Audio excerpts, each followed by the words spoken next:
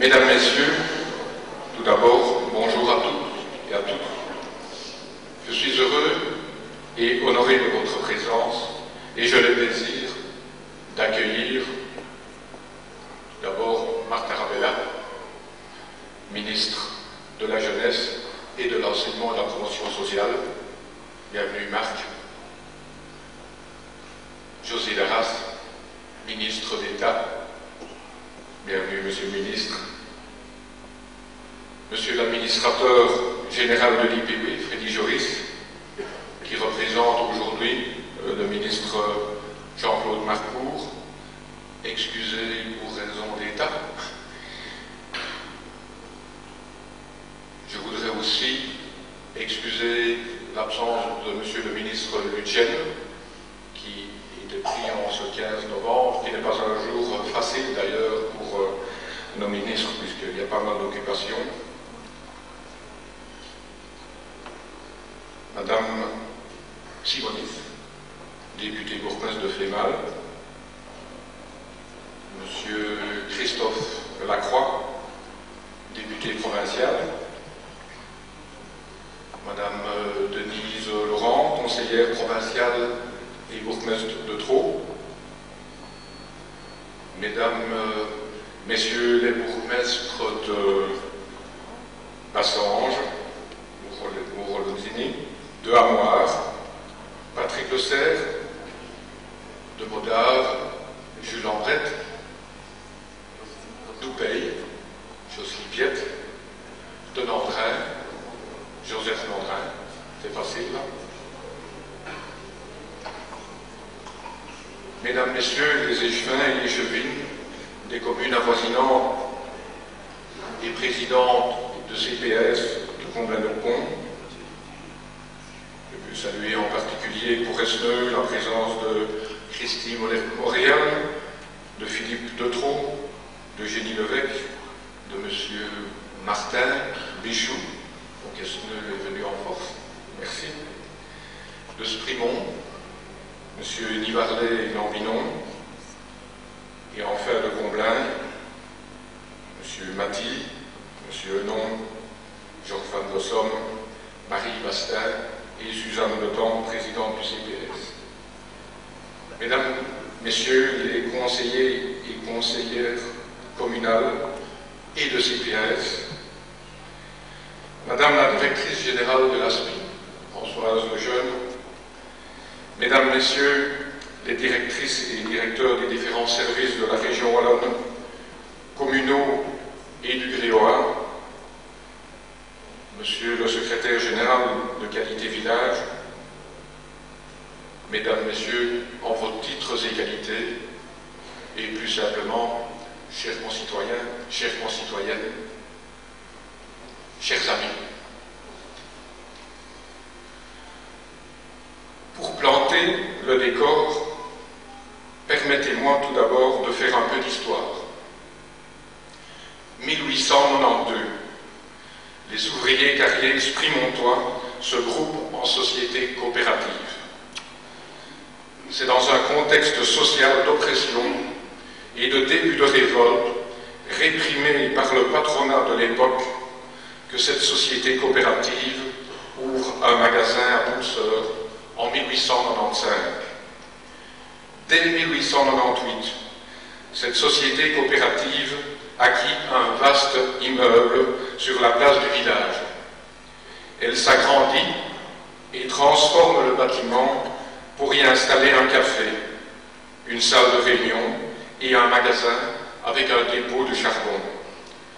Cette manière de s'organiser permettait aux ouvriers d'accéder à leurs besoins alimentaires sans passer par d'autres magasins et cafés qui étaient la propriété de leurs patrons.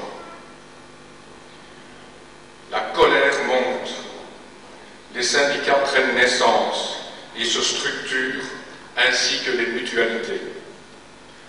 5000 ouvriers travaillent dans nos carrières et déjà 95% d'entre eux sont syndiqués. Mais la guerre de 14-18 vint soudain interrompre ces mouvements et les bâtiments furent détruits. faudra attendre 1921 pour que cette société coopérative renaisse de ses cendres et voit l'achèvement de la construction de la maison du peuple actuelle. Les combats sociaux reprennent de plus belle, ce qui déclenchera à l'époque, en 1928 en particulier, une grève qui dura 21 mois, plongeant les ouvriers dans la misère la plus complète. La crise économique vient alors couronner le tout. Les pavés suédois, servant à lester les bateaux chargés de bois, viennent lourdement concurrencer le marché. À croire que l'histoire ne nous donne pas assez de leçons, puisqu'aujourd'hui, elle se répète avec les pavés chinois qui nous arrivent dans le même contexte. C'est dans ce climat que grandit une personnalité qui va marquer de son empreinte les luttes ouvrières de toute la région ourtamblaise. Mais je vais m'arrêter quelques instants pour lui donner la parole et vous permettre, non sans une certaine émotion pour certains et certaines d'entre vous, de réentendre ce personnage.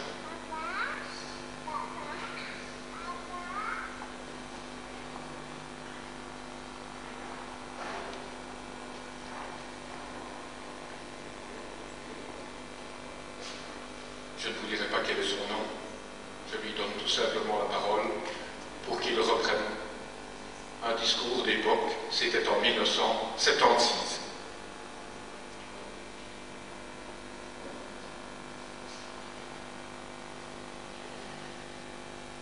Militant dans la vallée de l'Ourthe, j'étais bien connu par tous les travailleurs de la Fédération lutoise, n'est-ce pas? Pour présenter une liste qui pouvait recueillir le plus de sympathie possible, n'est-ce pas? On m'avait demandé d'être un candidat suppléant, n'est-ce pas? J'ai accepté. Je ne me souciais pas de devenir député ni rien du tout. J'étais occupé par le syndicat et mes organisations, ça me suffisait, n'est-ce pas?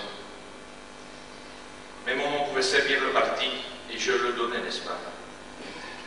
Le premier suppléant, c'était Amboussin, un ancien rédacteur du journal Le Peuple qui était pensionné et retiré en Lisbonne. Mais il est mort pendant la guerre 40 et je suis alors, moi, devenu le premier suppléant. Et à l'armistice, la libération du territoire, Arthur Wolters, qui était le député de Vivarem, n'est-ce pas, a été nommé ambassadeur à Moscou. Il a donc démissionné comme député et je suis devenu député. L'année suivante, n'est-ce pas, à la Fédération lutoise, on m'a demandé de passer au Sénat plutôt que de rester à la Chambre pour céder la place à Edmond Leburton, qui avait été présenté par les amis de Valère pour être député. Il ne pouvait pas être sénateur, lui, il n'avait pas 40 ans. En tant que parlementaire, j'ai fait accepter quelques petites affaires, n'est-ce pas, intéressantes pour les ouvriers, et j'ai défendu les intérêts de l'industrie des carrières. Les maisons du peuple, pour moi, c'était une grande chose. Avant la guerre 14 et après la guerre 14, avant la guerre 40, nos maisons du peuple étaient des centres d'activité intenses. C'était là que partait la propagande socialiste, la diffusion des idées socialistes. On y réunissait, on avait des groupes d'agrément, il y avait des conférences, il y avait des cercles d'études, n'est-ce pas? Et cela avait pour conséquence de donner de l'envol aux idées socialistes dans la région. Et partout où nous avions des maisons du peuple, eh bien nous gagnions l'opinion publique. Quant aux coopératives, n'est-ce pas, ce qu'on ne devrait jamais oublier, c'est les services que la coopérative a rendus à la classe ouvrière. Et pour ceux qui ont vécu avant 1914, n'est-ce pas, eh bien nous devons dire que la coopérative a contribué considérablement à l'amélioration du bien-être de la classe ouvrière, là où il y avait des coopératives. Les coopératives, c'était des groupements qui achetaient les marchandises et les revendaient à leur nombre, aux conditions les plus basses possibles, évidemment. On achetait en gros, on essayait, on prenait un bénéfice sur la marchandise, parce qu'il fallait tout de même une sauvegarde, n'est-ce pas? et les gens achetaient à la coopérative parce que c'était moins cher qu'ailleurs. Et les coopératives étaient en somme des régulatrices de prix dans les localités où elles avaient été installées, ce qui fait que le salaire des ouvriers était valorisé. On pouvait aller dans les localités où il n'y avait pas de coopérative, on constatait immédiatement une diminution du bien-être de la population locale. Alors, aux jeunes parlementaires ainsi qu'aux jeunes syndicalistes, je voudrais dire que la propagande ne passe pas simplement par la presse. Il faudrait aussi être en contact avec la population, et vous ne serez en contact avec la population que dans des groupes où les adhérents trouveront des satisfactions. Pour finir, je dirais qu'il y a des hauts et des bas. Nous avons eu des hauts, nous avons eu des bas, et nous les avons surmontés. Et il y aura encore des hauts, il y aura encore des bas, et nous les surmonterons. Parce que nous avons la volonté de surmonter. Nous voulons la justice, nous voulons la fraternité humaine, la véritable humanité. Pour ça, j'ai confiance dans la volonté des hommes, et je terminerai en vous disant que le plus important est d'être sur le terrain, n'est-ce pas?